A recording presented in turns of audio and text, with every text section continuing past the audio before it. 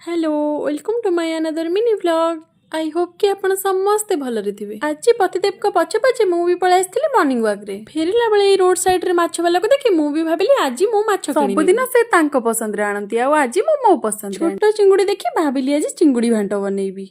आउ बाटरु किछि परिबा भी देखि किणी आनिथिली। चिंगुडी घांट आ पूर्व मु केबे भी बनै नथि। हेले सब जिनिस तो ट्राई कले ही जानि परिबा ना। मते जहा भी जणा न थाए मु मो बो को फोन करे पचारे काहे कि ना मा ही होची हम प्रथम गुरु। तो बो ठारु बुझिला परे मु आसी लागी पड़ली तरकारी बनेबारे। से जेमिति कहिथिला मु स्टेप बाय स्टेप सेमिति करिथिली। किंतु सत्य कथा हैला गोटे सांग माने आमे जेते चेष्टा कले भी मा हाथ रोसे केबे करि परिबानी। सेति पई तो मा हाथ रो स्वाद दुनियार को जगह भी मिलेनी। मु तो मो बो ठारु सिके एमती घांट बनैली। हेले आपण माने केमती करंती कमेंट करे निश्चय जणैबे। आ मो घांटटी जदि आपण को पसंद आसे लाइक करबा को जम्मा भूलिबे। देखाइबो नेक्स्ट वीडियो रे। जय जगन्नाथ।